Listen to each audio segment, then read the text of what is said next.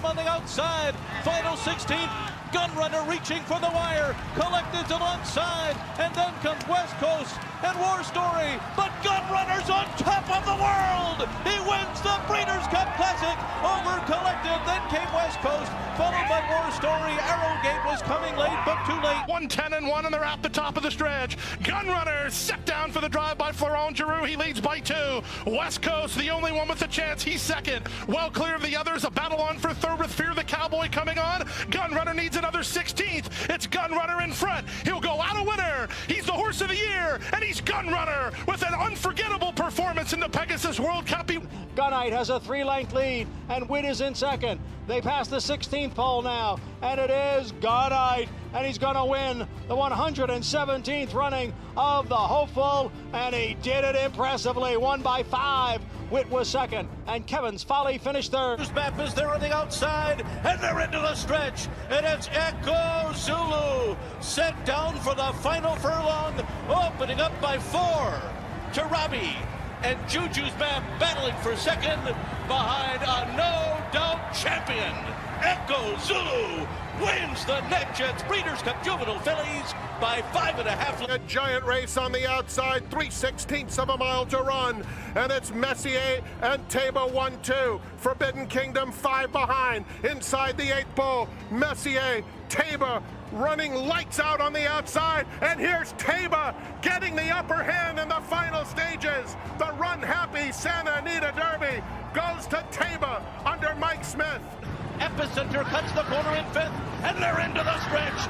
And it's Early Voting who comes into the final furlong with a 3-length lead. Secret Oath is second. Epicenter is on the rail. Behind them, Creative Minister. Then it's Armagnac. It is Early Voting reaching for the wire. Epicenter closing on the inside. Early Voting, Epicenter. Early Voting comes inside and wins it. He wins the Preakness. Outside, and he's now putting in a strong bid. And here comes Taiba. Taiba in the center of the track with good-looking strides, squares off with Cyberknife. Cyberknife takes the lead. Taiba going with him. These two in a thriller. Cyberknife just in front, and Cyberknife has won the TVG.com Haskell over Taiba. Okay, everybody. To say that Gunrunner is firing as a sire is a huge understatement. My gosh, the horse himself, as you saw, was just absolutely devastating on track. Horse of the year of 2017, and just looking like a prepotent sire that we're going to be talking about long from now. And I am very happy to have with me as my special guest, Case Clay of Three Chimneys Farm, to talk about him. Okay, first of all, Case, how rare is it to see a sire put out this? I mean, just this type of quality in his first crop. Yeah, it's kind of a once in a lifetime, or for someone to be connected to a horse like Gunrunner. You know, it's very rare to happen, and it's been incredibly fun to watch, and everyone in the ownership and at Three Chimneys feels very lucky to be associated with him. Well, he's the $6 million horse, or almost, right? I mean, it's like 15.9 and change, right, in terms of earnings. But what I just find so fascinating is the horse himself. I mean, when you look at that was a 6-time Grade 1 winner, but 5 of those were consecutive scores, and just devastating turn of foot. I remember seeing him ahead of the Whitney at Saratoga, and he had on the blanket that he'd already qualified because he'd won the Stephen Foster winning year in for the Classic. And I remember him watching, you know, once they took the blanket off and he's walking around the trees out there in the paddock, he has this understep. He just looks like and moves like a panther. It just really was very striking to see that. Mm-hmm. Yeah, he's a consummate professional. Just a couple of things that I remember about him on the track. Steve had told me that at the Pegasus, Steve Asmussen told me at the Pegasus, Steve himself was extremely nervous because there were so many people in the paddock, and he was nervous about the horse and it being such tight quarters, and he had to give an interview, and he gave the interview, and he said he was sweating, and and then he went over to Gunrunner to saddle him up and everything, and he put his hand on his neck, and Gunrunner was cool as a cucumber, and he basically was saying that Gunrunner was telling him, I'm going to be just fine. This is no problem for me. And then everything that he's been asked to do, from what Steve told me, and then once he arrived at the farm, he just does it like he's done it before. So it was a little bit unconventional, but after he won the Breeders' Cup Classic, that was in November, and it was a good time. It's always a good time to show breeders the horse, the stallion that you're going to be standing the next year.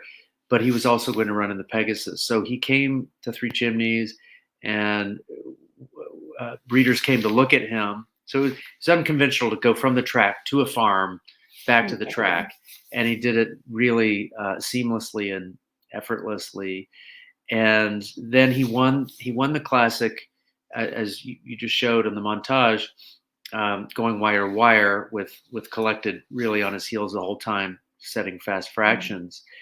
And then the Pegasus, he was on the far outside. It was either the 10 or the 11 with a short straight to the first turn. So he had to speed up, get over, gear down, which he did. So he won in these different styles and different ways.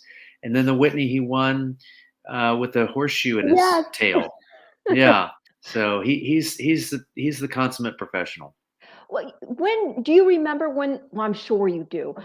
When the talks first started about getting Gunrunner in as a Three Chimneys stallion. Well, the nice thing about that was he was purchased as a yearling by Three Chimneys privately in a big package purchased privately from Bessalou Stables. Okay. So his dam and his grand dam, and there was a big package of mares. And when the valuation, when the transaction was being made, a lot of the valuations were the time spent on the valuations were on the mares, and Gunrunner was just a yearling at the time. So there was really no recruiting to be a stallion. It was just enjoy the ride with Ron Winchell. Did you ever get offers for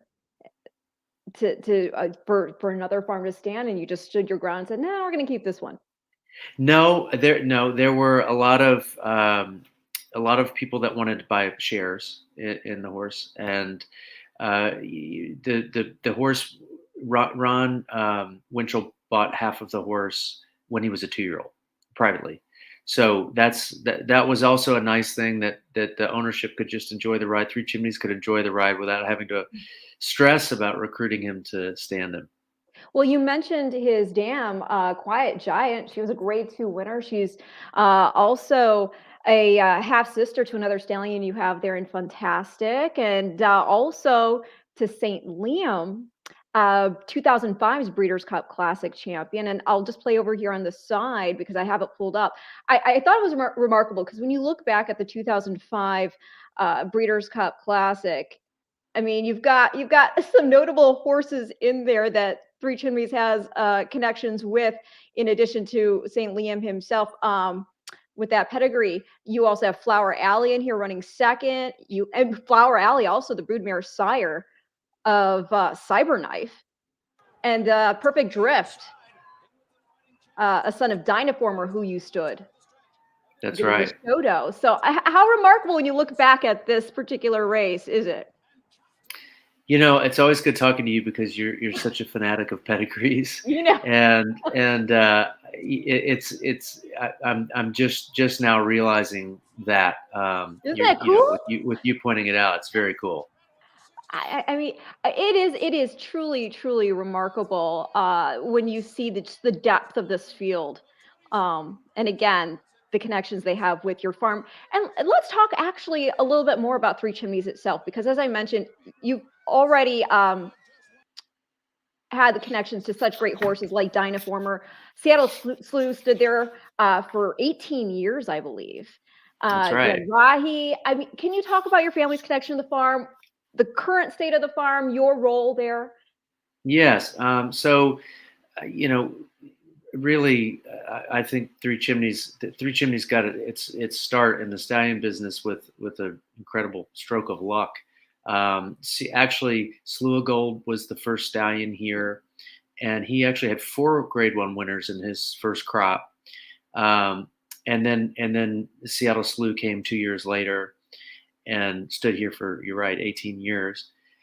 And then Dynaformer and Rahi carried on the legacy. Rahi was a tiny horse that Neil Drysdale told my father, you ought to stand this horse, and thankfully he did, because he was standing for 100,000 in his prime. And then Dynaformer did it the hard way. We did a deal with Nathan Fox across the road, and he moved the horse here.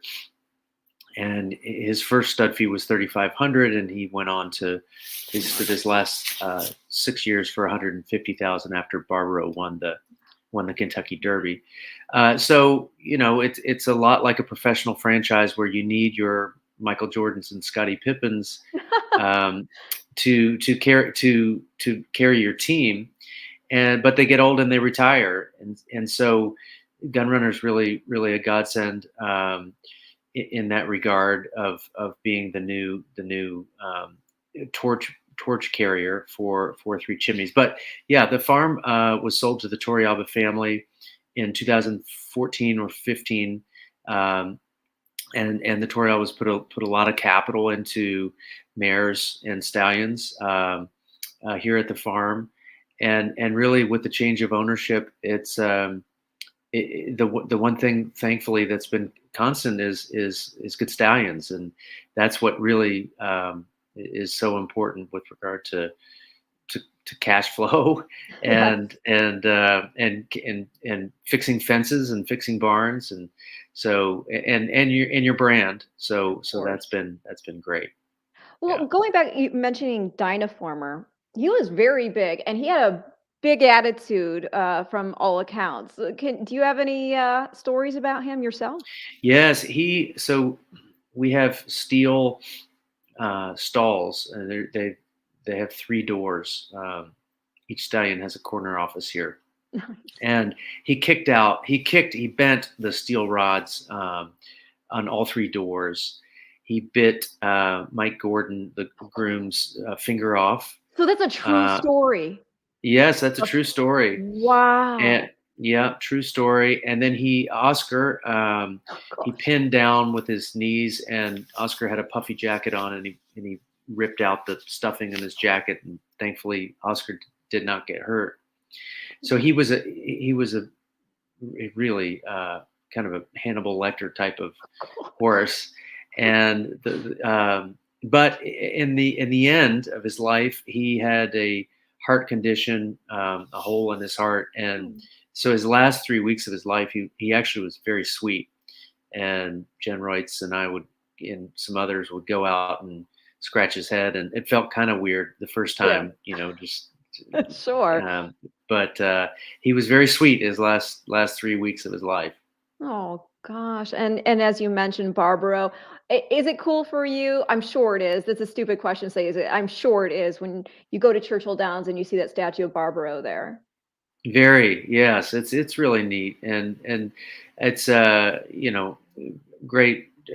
Barbaro makes me think of Roy and Gretchen Jackson, and how great they were to that horse, and how they were a steward of him and his health throughout his injury at the end of his life. I thought they handled it really well, and so I think fondly really of them, and then it makes me think of Dynaformer as well.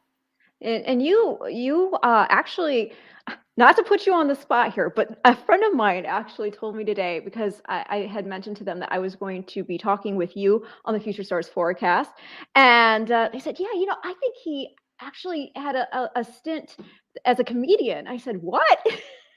I did. Yes. Were you going to try to do Second City? Yes, I would consider myself a failed comedian, because I'm here in Central Kentucky now. There's not a lot of comedy work. No, I did. In fact, when I was 17 years old, I went on a trip with the late W.T. Young and his family, and we would fish. And the best part of the trip was before dinner, and we basically sit there and give us all of us youngsters advice. And so he told me to take a big risk before I was 30. So I thought, and his thinking was, if you fail, then you still have a lot of your career and your life left. And if you hit it, then great. But you'll never regret not trying. So that's at that point so that was when I was 17. And then after college, I gave it a go. And, here I am. That's awesome. I mean, what it takes to get up in front of a crowd, let alone make them laugh. Uh, do you have any jokes you can share now that are not offensive, PG? No? Okay. No jokes.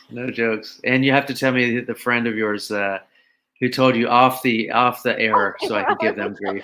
It's so funny because I started doing my show prep. I was like, because I told this person, I said, oh my gosh, I sincerely hope that is true. And so I went and I searched, and sure enough, I saw an article talking about how you went to Chicago and you were doing improvisational comedy. And obviously you think of Second City then because of that.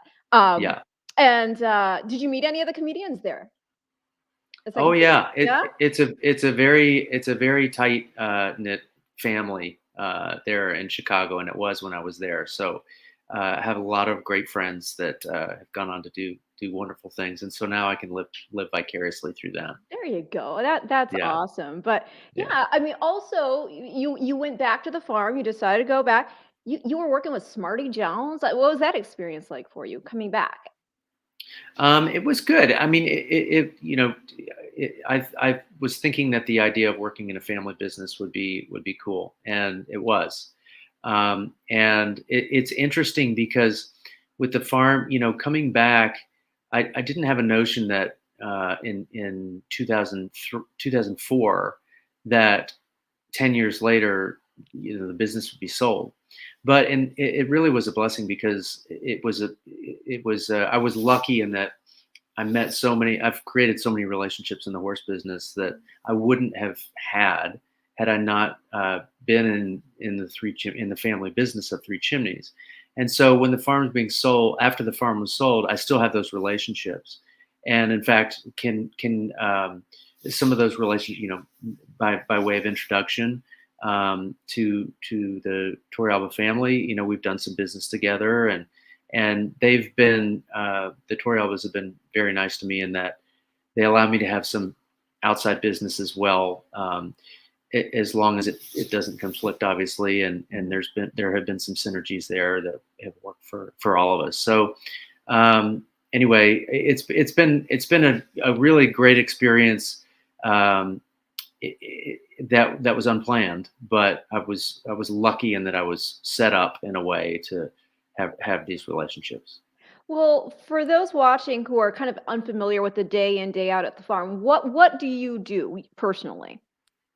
So I'm essentially my title is Chief Commercial Officer, but essentially I'm a relationship manager, for Three Chimneys. So one thing that Three Chimneys loves to do and the Torrealbas love to do is have partners, and they call it good growth. So relationships with a lot of our partners that Three Chimneys races with, or partners in the stallions. I'm essentially a liaison, for lack of a better term, and then helping out with marketing and that sort of thing. But essentially, I'm a relationship manager. Well, we love that, and you obviously have that personality that just draws one in. Now, what is a day in, day out for the stallions there? So the stallions, 9 a.m. During the breeding season, 9 a.m., 2 p.m., 7 p.m., and Gunrunner sometimes an evening session, breeding. And while they're not breeding, they get turned out.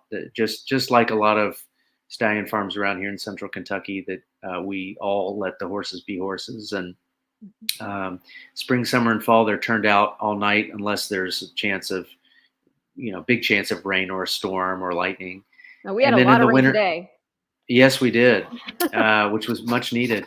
And then in the winter, it's flip flop. So they're out during the day and up at night, and just not obviously not breeding in the off season. However, Gunrunner this autumn will have a he's staying in Kentucky. He's not shuttling, but he's accepting mares during Southern Hemisphere time. So are breeders actually shuttling their mares up, because obviously he's not going to them? Are they bringing them here, or are we just breeding mares during that season who will then offer foals for that hemisphere?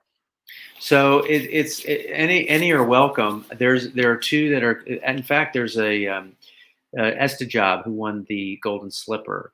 She's coming to breed to him, and she went to Frankel last year, and she's actually in Europe. So she's en route from Europe. But my guess is that the majority of them will be Kentucky, Kentucky mares. But he's already kind of getting a nice little book together. How did this idea come about? It seems pretty unconventional, right? Well,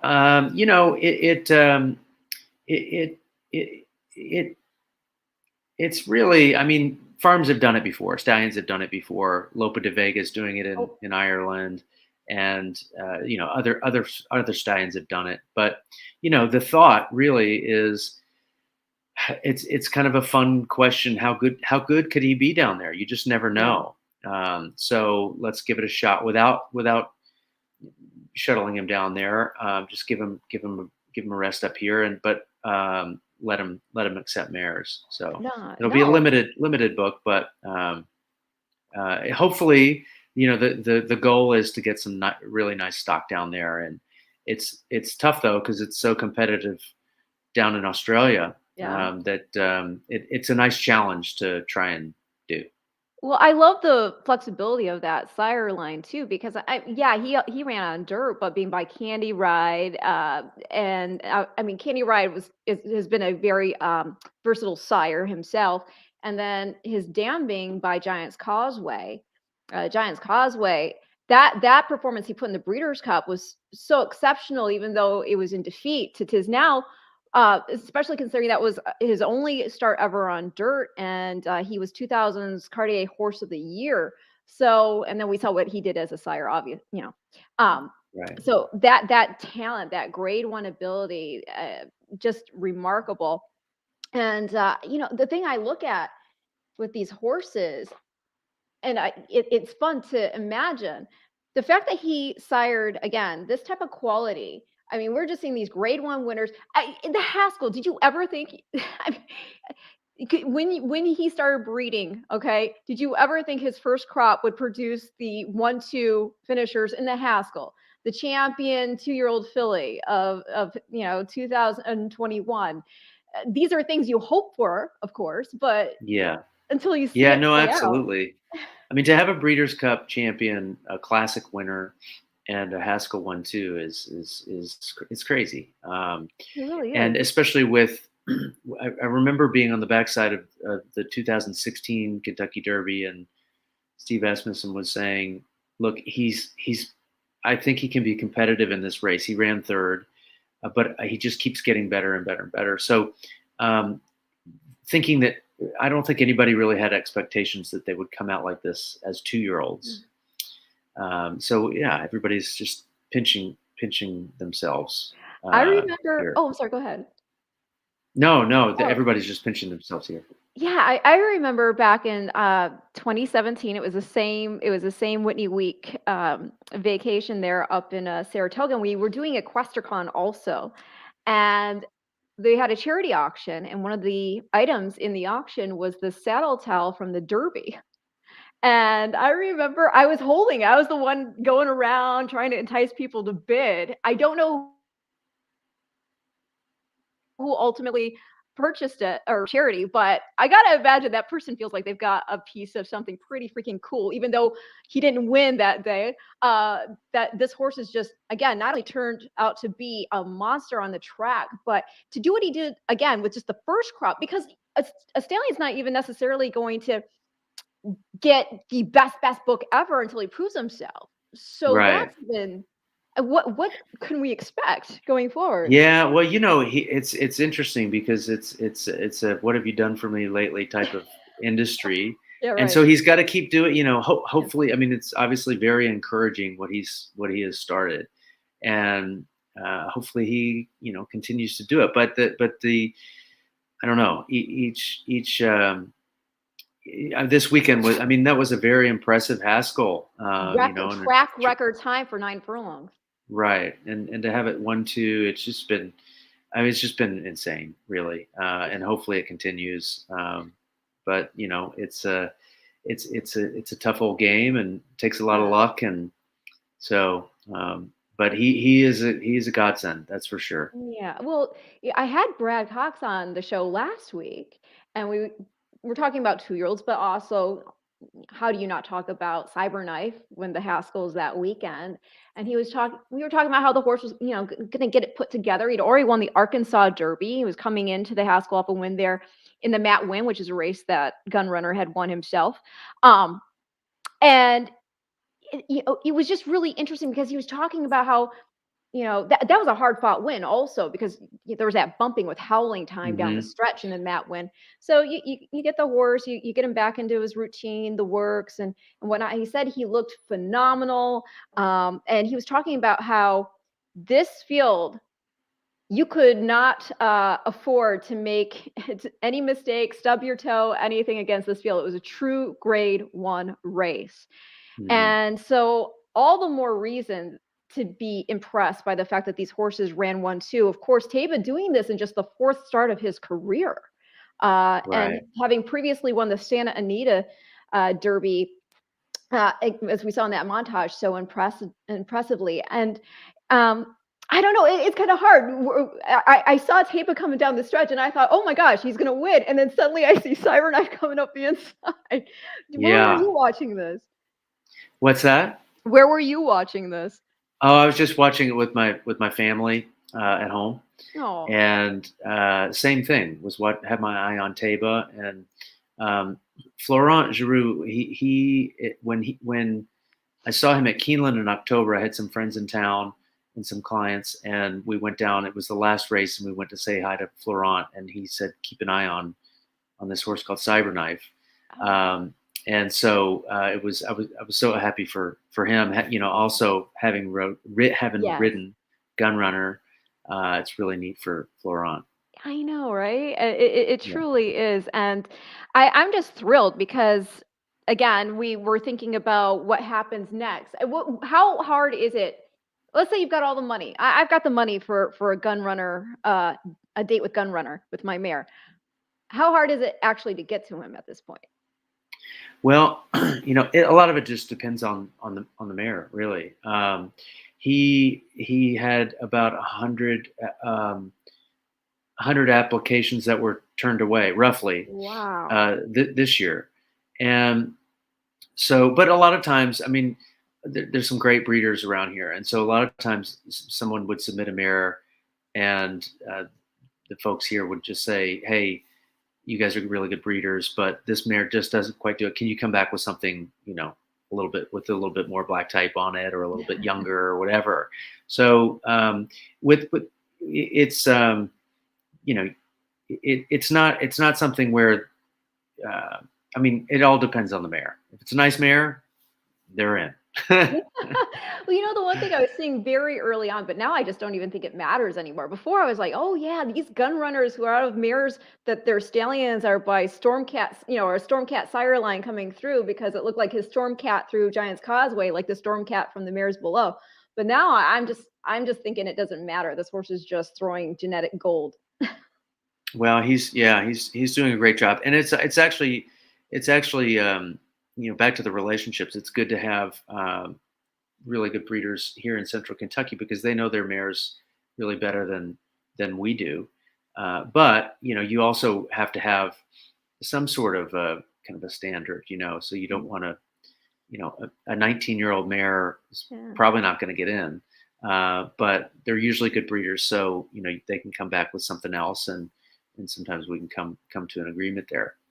But anyway, he's open for business. I love it. So let's talk about real briefly. How are the rest of the studs doing there? You got Sharp Azteca. He's leading the way as top 2-year-old sire right now for first crop. Yeah, so he's leading first crop sire by winners, and he has a stakes winner already. So that's been really nice, and so that's been good. Really, with a lot of focus on Gunrunner to have Sharp Azteca come with the first crop has been really nice. And this is, I'm sorry, I was just going to say really quickly, and this is another situation. You see this with a lot of the stud farms. You guys all seem to have a type you like, or a family you like. I mean, or a sire line that you like. And in this case, Sharp Azteca being by Giants Causeway's full brother Freud, and then out of a St. Liam mare. So right, yeah, it's and he's gorgeous. When breeders came to see him. When he retired here, they bought 2 or 3 seasons because he was a good price, and also he's so good looking. And then Volatile is his first crop are weanlings, so they'll be hitting the sales in November, and hearing a lot of good things about the Volatiles too. Are you seeing a lot of grays? Mm-hmm. You are, yeah. Volatile, for those who don't know, by violence, and then he's out of an Unbridled Song mare. And we love Unbridled Song, of course, not only for what he did as a sire, but Breeders' Cup Juvenile winner. This is the Future Stars forecast. We have to give a shout out for that as well. And isn't that crazy also when you think about it? Mike Smith rode Unbridled Song there in the Juvenile, and then we just saw him on Taiba. And did you see, by the way, that photo of them crossing the wire? Mikey was riding for everything. I completely down low, just willing this horse to get there. Yeah, he really was. It was a really impressive race. That was a fun one to watch. I was at a pool party, and we were watching on a little TV that my friends had out on the patio, and the majority of the people there aren't racing people. So I probably sounded really funny over there in the corner because I'm just going, get him, yeah. in the background. And then like I said, then I saw Cyberknife. Okay. Oh, Jay has a question here. He says, any chance of Gunrunner going to Monomoy Girl, or Monomoy Girl going to Gunrunner? Oh gosh, I'm sure you love that, right? Yes, absolutely. Tell the connections to give us a call. Spendthrift. Hey, what do you think? Yeah, that would be a really potent combination, I think. But right. So I think it's just really impressive to see this horse do what he did first crop. Are there any horses you can tell us? Because I know sometimes you guys have your books kind of quiet, but like any really like standout mares that were bred to him this year. I know we're still waiting on other ones coming down the pipeline, but in this year in particular. This year, Beholder came to. There were a lot of really nice mares. In fact, I'm not sure. I don't think now. Gunrunner's fertility was absolutely amazing. I'm not sure. I'd have to check my record to see if she got in full or not. But anyway, my gosh, I hope so. Are you kidding? Yeah, there were a lot of really nice mares that came to him. Gosh. Okay. Well, keep us apprised of that. And Jay also is asking, any promising 2-year-old out of Gunrunner that you plan to race for Three Chimneys? And you're welcome. Yeah. So Three Chimneys has a sells yearlings and also races some as well. 2-year-olds, it's still kind of early days, but so nothing really comes to mind right now. But we've got some nice ones that are going to the sales. I think there are 10 Gunrunners in the Saratoga sale. Wow! And then, are you going to go? Gonna go. Yes. I'll be there. Oh, great. And then a lot in September as well. So at Keeneland, yeah. At Keeneland, yes. That's awesome. Okay. And do you know of any 2-year-olds we should know about right now who are set to run, whether they're Three Chimneys connected or otherwise? Do you have any scratch? I know you're so well connected. You know, I don't. I'm off the top of my head. I'm not. On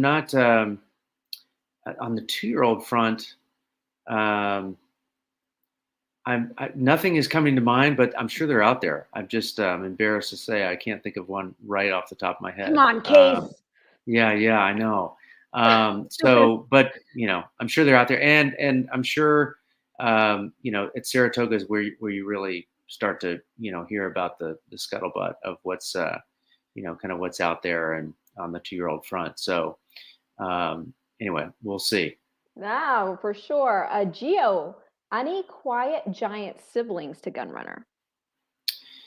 Yes. Quiet giant siblings to Gunrunner. Yes, there are.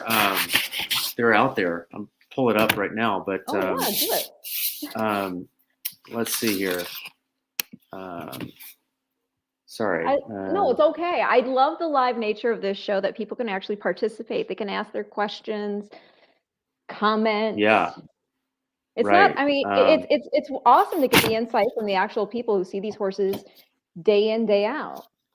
Yeah. Well, I'm giving like lousy answers to these great questions. No, you're not. But yes, there are siblings out there and Three Chimneys has some. And actually, I'll pull it up here. This is an easier way to do it. I don't know what we do without these.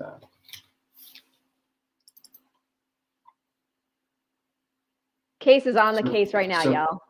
Yeah, so Quiet Giant, she's in Folded Quality Road. She's in Folded Quality Road. Oh wow. She has so that she has a filly. The nice thing is she's got she's got a Curlin filly that's a 4-year-old, and then she had a couple of off years, and then she's in full to Quality Road right now. That's awesome. So Quality Road, we've seen what he's been doing at stud over there at Lane's End. So how did you guys come up with the crosses? Are you involved in that at all? I'm not. So that's a team of Doug Cawthon and Chris Baker and Steve Jackson and Gonzalo Torrealba. Those four get together a lot, and they go back and forth and back and forth and back and forth and over many meetings and lots of deliberation. But no, I'm not involved in the meetings, so I just see the lists. Well, that's all right. So you're going to go for the sale. Are you going to be there for the Whitney as well, or are you coming in? Yes. After? Yeah, I'll be there from the 4th to the 10th. And, Same. Yeah. Although we're going out of Cincinnati, so although you probably also get to. I'm guessing you go private. Well, no, I'm not. I'm going up to New York City the day before, and then and see some clients up there, and then I'm going to take the train up to Albany. Oh. So I'm planes, trains, and automobiling it up to. Well, that's there. There you go. I love it. Yeah. Well, Case, I just got to tell you, a final word to you, by the way. If there's anything that you want to say regarding Three Chimneys, what you're most excited about, last word. Oh, I mean, I think we've touched on it. I mean, it's all Gunrunner all day long here, and just very excited to be able to walk outside and see him out there in the paddock and be involved with him. So it's really but it's an exciting time of year now to go to the sales and a lot of this racing going on. And so no, I think we've pretty much covered it. I love it. And we wish you continued success with Gunrunner. I'm actually going to close the show by showing the entirety of his Breeders' Cup Classic win, because this is a Breeders' Cup show, of course. And if you just hang tight to the other side of it, for the viewers, the show will be over once he crosses the wire. But for us, if you want to hang tight, and I'll tell you who told me about your Comedy Okay. here.